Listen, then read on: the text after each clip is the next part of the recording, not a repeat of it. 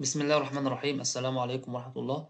إن شاء الله الفيديو ده هنستكمل ما بدأناه في شرح أساسيات الشوب دروينج باستخدام برنامج الريفت. الفيديو ده كده هنمر سريعا على الخطوات الباقية في الشوب دروينج. فقبل ما نبدأ عاوزين نعرف احنا فين بالظبط في الشوب دروينج عشان نرتب أفكارنا وتكون كل حاجة واضحة وتمام إن شاء الله. قلنا طبعا وعارفين إن الشوب دروينج عبارة عن 7 خطوات. في الفيديو الأول والتاني اتكلمنا على أول 3 خطوات اللي أنا إزاي بضيف السيلينج بوكس والباك بوكس للإليمنت اللي عندي، وبعدين ربطنا بين الكشافات باستخدام الكوندويت، وبعدين وصلنا من لوحة للكشافات اللي هو اسمه الهوم ران، وقلنا عندنا حالتين في الموضوع ده. تمام. عاوزين بقى في الفيديو ده نمر سريعا كده على الخطوات الباقية دي. تمام. مش هنتوسع فيها دلوقتي، وبعد كده نبدأ نخصص لها فيديو وإن شاء الله هتكون بسيطة جدا وسهلة بإذن الله. يبقى احنا عاوزين في الفيديو ده نتكلم عن احنا نضيف البول بوكسز والكاتنج للمواسير، وبعد كده نبدأ نعمل التاجز، وبعدين نعمل هاتش مارك، واخر حاجة نعمل الدايمنشن. فمش نطول على حضراتكم اكتر من كده، فنبدأ على بركة الله.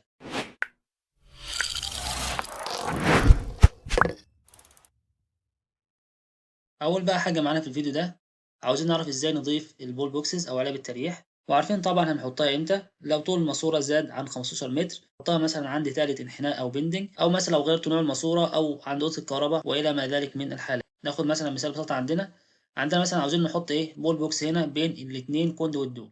والله نمسح الفيتنج دي، والمناسبة الفيتنج دي اسمها اسمها البو. تمام، عشان لو انت عاوز تجيب فاميلي من بره الريفت وكده نعملها ديليت. تمام، ونبدأ نروح على سيستم، وبعد كده الكتريكال، وبعدين كوندويت فيتنج، وبعدين اجيب الفيتنج اللي هستخدمها ولتكن مثلا كوندويت فيتنج كروس اللي هي دي، وابدا اضيف مكان الالبو ده.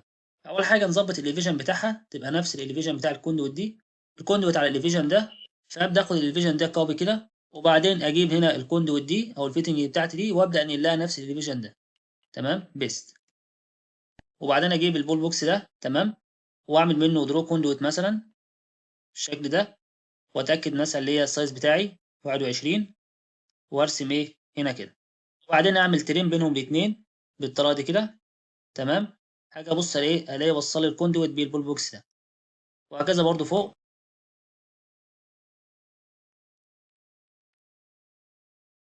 هنبدا نفس الكيفيه دي بالظبط نكرره لباقي الكوندويت دي. تمام، اول حالات اللي احنا قلناها بالظبط. طب هل دي الطريقه الوحيده اللي ممكن اعمل بيها بول بوكس؟ قال لك لا، في طريقه اسهل كتير. قال لك ممكن نعمل نمسح الفيتنج دي الاول.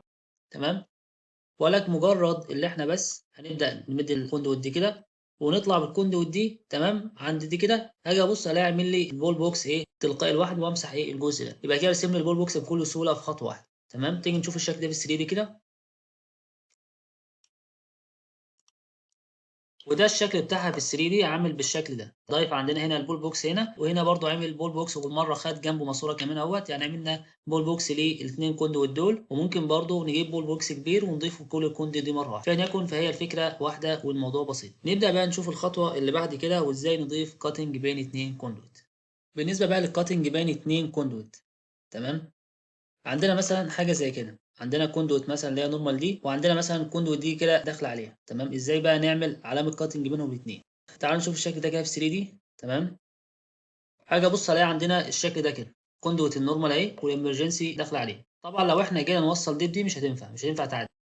هيعمل لي كده بوكس بينهم كده، وانا مش عاوز كده طبعا. فدي بصراحه شفت لها اكتر من حاجه. يعني مثلا شفت مشاريع شغاله اللي هو بيغير ليفل الامرجنسي عن ليفل النورمال دي، يعني الليفل ده بينزل بيه شويه، وبالتالي اما يجي يعدي بالكوندويت دي مش هتقاطع مع دي. في برضه حل تاني، بيكون عندي فاميلي جاهزه او فيتنج بيبدا يوصل بين الاثنين دول.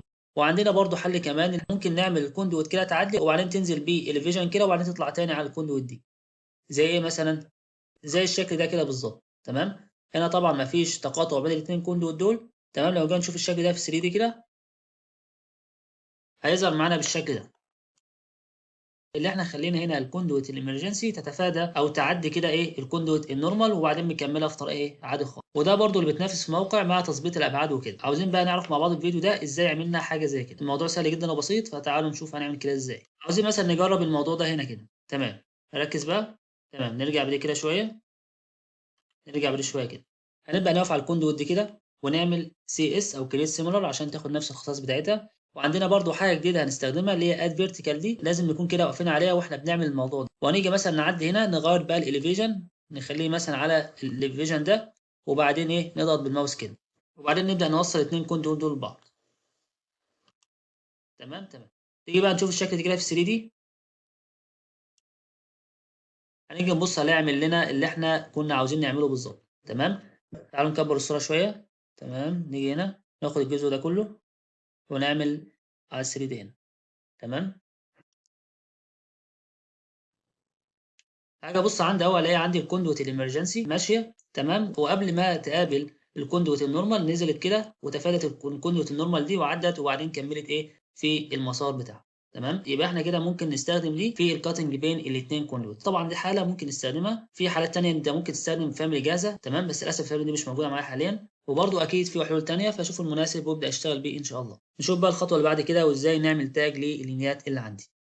عايزين بعد كده نبدأ نعمل التاجز لللينيات اللي عندي في أكتر من حالة. في مشاريع شغالة تكست عادي، بس دي مش أفضل حاجة طبعا. إحنا في الريفت بنعتمد إن كل حاجة تكون بارامتريك يعني. تمام. تعالوا نشوف ممكن نعمل تاج إزاي. إحنا دلوقتي عندنا دي بداية اللينيا أهي، فعاوزين نحط تاج هنا بيشمل اسم اللوحة ورقم اللينيا وتوصيف الكاب بالظبط عبارة عن إيه والسايز بتاع الكوندويت ونوع الكوندويت برضه. لو جينا نعمل تاج هنا في بداية اللينيا دي تلاقي ظاهر معانا بس السايز بتاع الكوندويت اللي هي 20 مللي اللي إحنا استخدمناه، وباقي البيانات مش ظاهرة معايا. طب عاوزين بقى نعدل في التاج ده ونضيف باقي الحاجات اللي إحنا قلنا عليها دي. تمام. فنعمل edit family التاج ده، وبعد كده نضغط هنا على المستطيل ده ونعمل edit label. نبدأ نضيف بقى البارامترز اللي محتاجينها. نضيف مثلا comment. تمام. هنحتاجه. عندنا مثلا service type نحتاجه. تمام. نطلع بالكومنت فوق. تمام. تمام. ونعمل هنا break ونضغط OK. نبدأ احنا نكبر التاج شوية بالطريقة دي كده. تمام. ونعمل load into project ونعمل OK. لو جينا نبص على التاج اللي هي برده زي ما هو ما اتغيرش حاجة. طيب تمام. لو جينا نقف هنا على الكوندويت دي هنلاقي البارامترز اللي ضفناها جوه موجوده معانا هنا، سيرفيس تايب والكومنتس. فاحنا عندنا هنا في بيانات الاناره عندنا توصيف الكابل بيكون ثابت، فممكن نوصفه مره واحده ونبدا احنا نسلكت على كل الكوندويت. تمام. ونضيف فيها الكومنت ده ويفضل ثابت معانا في البنايه دي.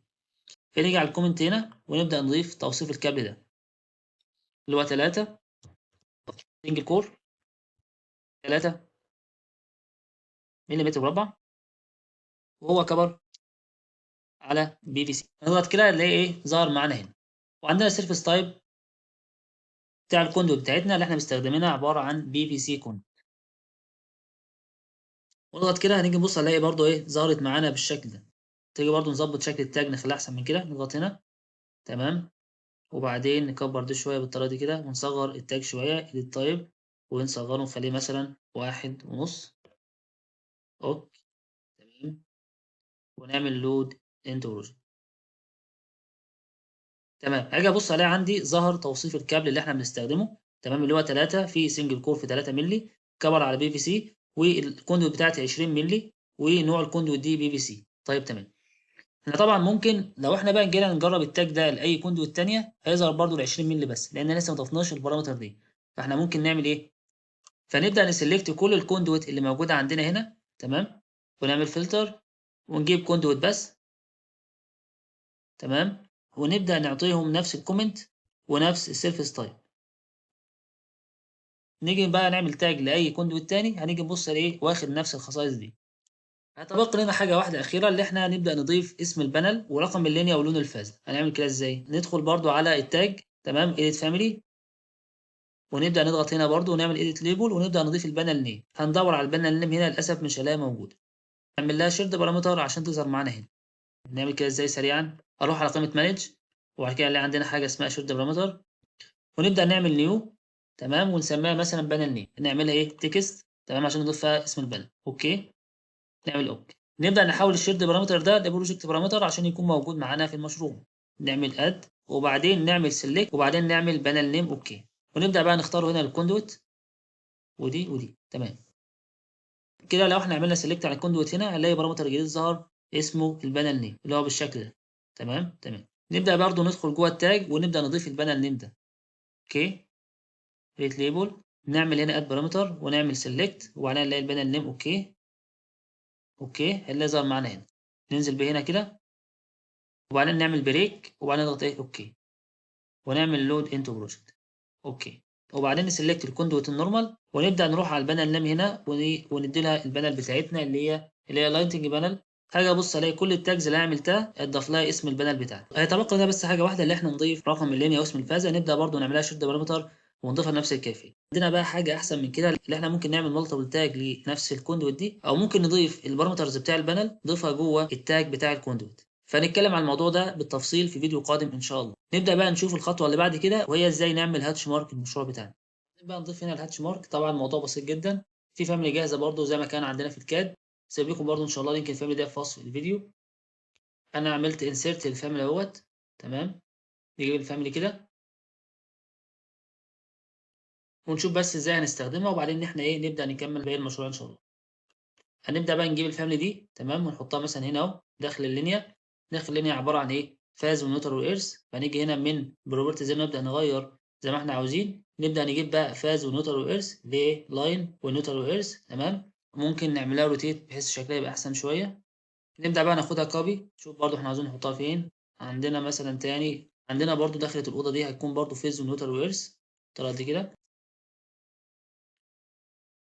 نروح مثلا هنا على نازلة المفتاح دي تبقى عبارة عن إيه؟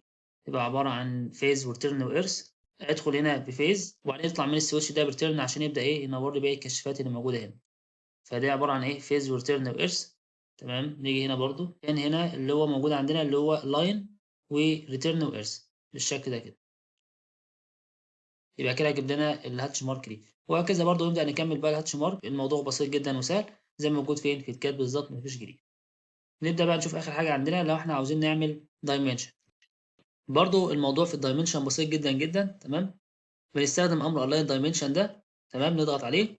نقف مثلا هنا من اول الكشاف ده. تمام. لحد الكشاف ده مثلا. وبعد كده برضو ناخد دي معانا ونطلع يجيب لنا الدايمنشن بكل سهوله. تمام. طبعا بقى اي دايمنشن عاوزين نعمله بنفس الكيفيه دي. عاوزين مثلا نجيب الواي لكل الكشافات دي برضو من هنا اهوت لحد هنا كده جبت دايمنشن.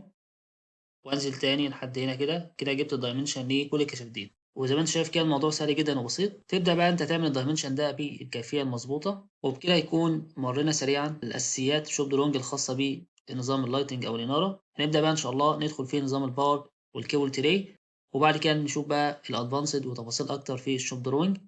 اتمنى ان الفيديوهات دي تكون بسيطه ووضحت ولو قدر بسيط من المعلومات، واتمنى ان احنا نكون رزقنا التوفيق في توصيل المعلومه ويكون الموضوع سهل جدا وبسيط. واتمنى ان انتوا برضو تطلعوا من الفيديوهات دي باقصى استفاده ممكنه. وكده بفضل الله انتهينا من الفيديو ده، ولا تنسونا بدعاء ظهر الغيب ولكم مثل ان شاء الله. والسلام عليكم ورحمه الله.